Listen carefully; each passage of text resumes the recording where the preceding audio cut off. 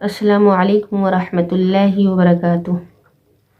अल्हम्दुलिल्लाहि रब्बिल आलमीन वस्सलातु वस्सलामु अला अशरफिल अंबिया वल मुरसलीन मुहम्मदिन व अला आलिहि व सहबिहि अजमईन व बाद। क़ाल अल्लाहु तआला फ़िल क़ुरआनिल मजीद वल फ़ुरक़ानिल हमीद।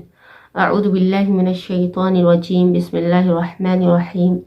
रब्बि इश्रह ली सदरी व यस्सिर ली अमरी वहलुल उक़दतम मिन लिसानी यफ़क़हू क़ौली।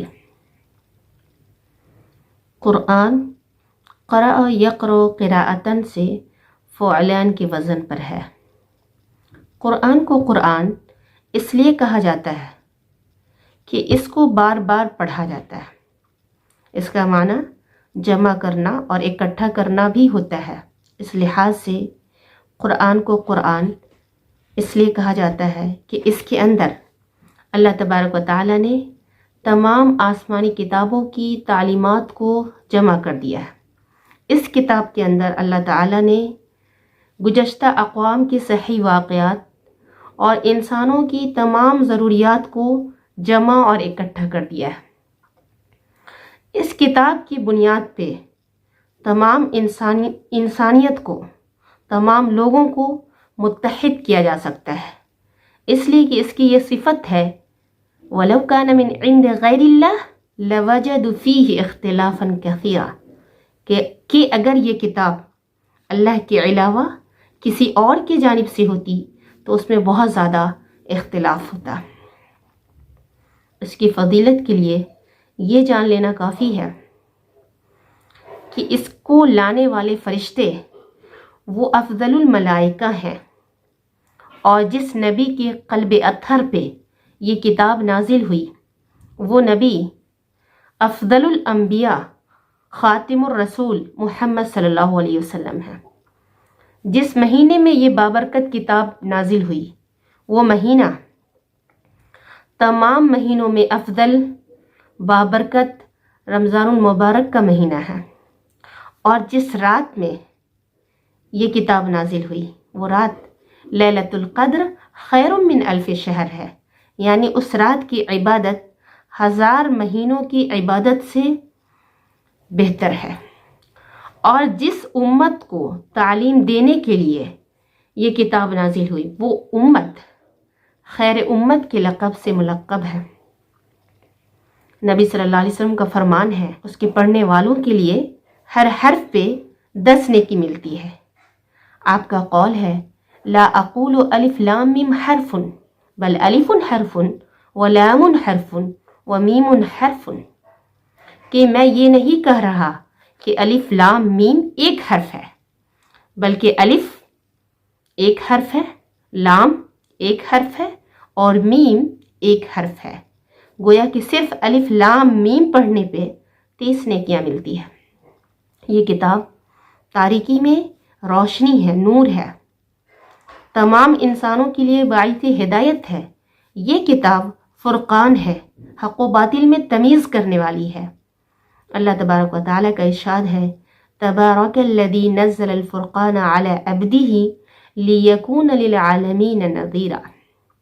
बाबरकत है वो ज़ात जिसने अपने बंदे पे फ़ुरक़ान नाजिल किया ताकि वो आलमीन के लिए, सारे जहां वालों के लिए डराने वाला बन जाए। इस किताब को पढ़ने वाले के अंदर ये सिफत, ये खुसूसियत पैदा हो जाती है कि वो तमीज़ कर पाता है कि कौन बातिल का रास्ता है और कौन हक़ का रास्ता है, कौन सीधा रास्ता है और कौन गुमराही का रास्ता है। अल्लाह तबारक व तआला का इरशाद है, या अय्युहन्नासु क़द जाअतकुम मौइज़तुम मिर रब्बिकुम व शिफ़ाउन लिमा फ़िस्सुदूर व हुदन व रहमतुल लिल आलमीन। इस आयत करीमा में अल्लाह तबारक व तआला ने क़ुरआन करीम की 4 सिफ़ात बताई हैं।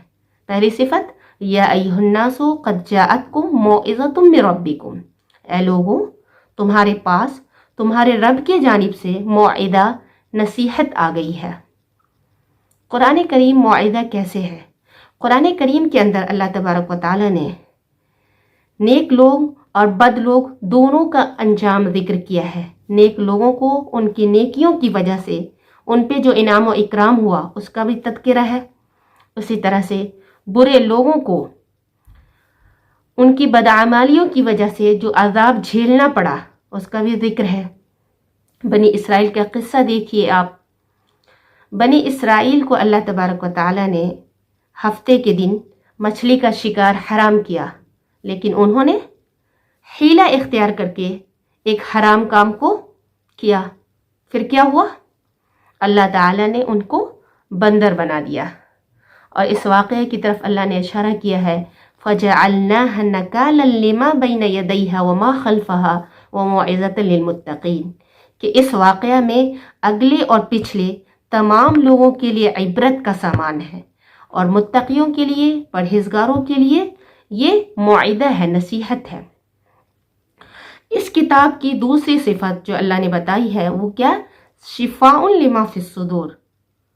और सिर्फ लिमा फिस सुदूर नहीं, अल्लाह तबारक व तआला का इरशाद है, वनुनस्सिलु मिनल कुरआन मा हुवा शिफाउन व रहमतुल लिल मुमिनीन, कि हमने कुरान को नाजिल किया जो शिफा है और मोमिनों के लिए रहमत है। तो कुरान करीम रूहानी, जिस्मानी, कल्बी, दिली, दिमागी हर तरह के अमराज के लिए शिफा है। हमारे नबी सल्लल्लाहु अलैहि वसल्लम जब आप पे जादू हुआ तो आप सल्लल्लाहु अलैहि वसल्लम ने सूरह नास और सूरह फलक के ज़रिया इलाज किया। सही बुखारी की रिवायत है कि एक कबीले के सरदार को बिच्छू ने डंक मारा तो एक सहाबी ने सूरह फातिहा के ज़रिया उनका इलाज किया। इसी तरह से हमारे नबी सल्लल्लाहु अलैहि वसल्लम जब मरदुल मौत में थे तो आयशा रज़ियल्लाहु अन्हा सूरह फलक और सूरह नास पढ़ के आप पर दम करती थी, जिससे आपको राहत मिलती थी। यही नहीं, दिल में जो अमराज होते हैं, हसद, कीना, बोझ, हिर्स, घबराहट, बेचैनी, इन तमाम का इलाज कुरान करीम के अंदर है। अल्लाह तबारक व तआला का इरशाद है, अला बिज़िक्रिल्लाहि तत्मइन्नुल क़ुलूब, आगाह हो जाओ, अल्लाह तबारक व तआला के ज़िक्र से दिलों को इत्मीनान मिलता है। और मुस्लिम की रिवायत है कि कुरान करीम पढ़ने वाले पे अल्लाह तबारक व तआला की जानिब से सकीनत नाजिल होता है। कुरान करीम की तीसरी सिफत जो अल्लाह तबारक व तआला ने इस आयत में बताई है वो ये कि ये किताब तमाम इंसानों के लिए बाइस हिदायत है। और जब हम आगाज़ इस्लाम को देखते हैं और उसके बाद के अदवार को भी, तो अक्सर लोगों के इस्लाम लाने की वजह कुरान करीम की तालीमात है। वो कुरान करीम को पढ़ के इस्लाम लाए। उमर बिन ख़त्ताब को देखिए रज़ियल्लाहु अन्हु, जो वो अपनी बहन के घर गए और उन्होंने सूरह ताहा पढ़ा तो मुतासिर होकर इस्लाम ले आए। तो फ़ैल बिन अम्र अद्दौसी जब वो मक्का आए, लोगों ने उनको नबी सल्लल्लाहु अलैहि वसल्लम से मिलने से रोक दिया, लेकिन जब उनके कानों में कुरान की आवाज़ आई तो वो ख़ुद को रोक ना पाए और नबी सल्लल्लाहु अलैहि वसल्लम के पास जा पहुँचे। उनके मुतालबा पर नबी सल्लल्लाहु अलैहि वसल्लम ने उन्हें सूरह नास, सूरह फलक और सूरत इखलास पढ़कर सुनाई।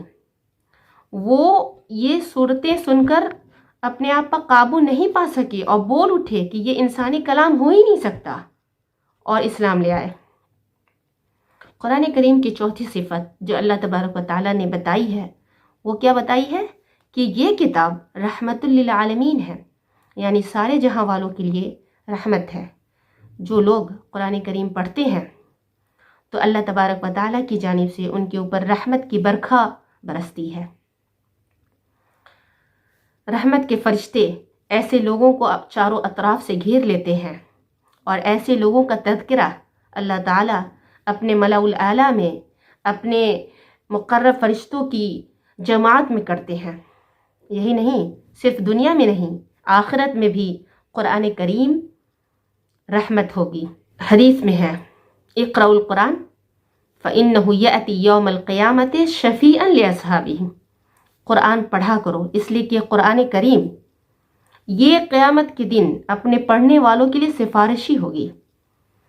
क़यामत का दिन, जिस दिन इंसान नफ्सी नफ्सी के आलम में होगा, जिस दिन इंसान की ख्वाहिश होगी कि उसकी कोई छोटी सी नेकी, कोई अमल काम आ जाए, उस दिन कुरान करीम کام آئے گا. قرآن کریم سفارش کرے گا، اور صرف سفارش نہیں کرے گا، شافع مشفع، ایسی سفارش کرے گا کہ اس کی سفارش قبول کی جائے گی. لیکن یہ چاروں صفات، یہ چاروں خصوصیت جو اللہ تعالیٰ نے قرآن کریم کی بتائی ہے، یعنی نصیحت، دلوں کی شفا یابی، اسی طرح سے باعث ہدایت ہونا اور رحمت ہونا، اور بھی بہت ساری صفات جو قرآن کریم کی ہیں، وہ اسی وقت مکمل طور سے حاصل ہوتی ہے جب ہم قرآن کے مطالب اور معانی پر غور کرتے ہیں. اور قرآن کے معانی اور مطالب پہ غور کرنا، اس کو پڑھنا، یہ شریعت کا مقصود ہے. اس لیے کہ قرآن کریم ایک پیغام ہے، ایک میسج ہے جو اللہ تعالیٰ نے ہمیں دیا ہے. یہ ہمیں ہر گام پہ، ہر قدم پہ، انسان کی پیدائش سے لے کر اس کی وفات تک رہنمائی کرتی ہے. اللہ تبارک و تعالیٰ کا ارشاد ہے وَإِنَّ أَنزَلْنَا إِلَيْكَ الذِّكْرَ لِتُبَيِّنَ لِلنَّاسِ مَا نُزِّلَ إِلَيْهِمْ، کہ ہم نے آپ کی طرف قرآن کریم نازل کیا تاکہ آپ اس کو لوگوں کے سامنے واضح کریں. گویا کہ قرآن کریم واضح کرنا، اس کی تعلیمات سے روشناس کرانا اور روشناس ہونا، یہ شریعت کا مطلوب اور مقصود ہے.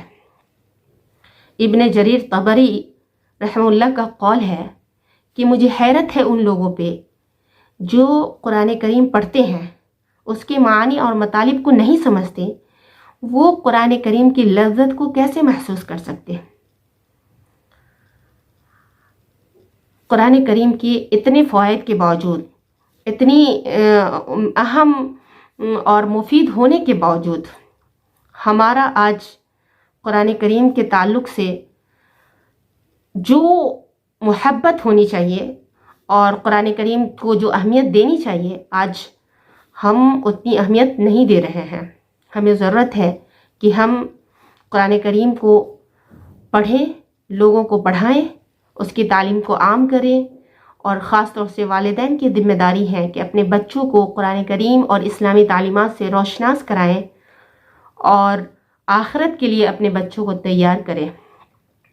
اللہ تعالیٰ سے دعا ہے کہ اللہ تعالیٰ ہم سب کو قرآن کریم کی اہمیت کو سمجھنے کی توفیق دے، ہم سب کے اندر قرآن کریم سے محبت پیدا کر دے، ہم سب قرآن کریم کی تعلیمات پر عمل پیرا ہوں، اور اللہ تعالیٰ ہمارے اعمال کو قبول کرے. آمین ثم آمین یا رب العالمین. والسلام علیکم ورحمۃ اللہ وبرکاتہ.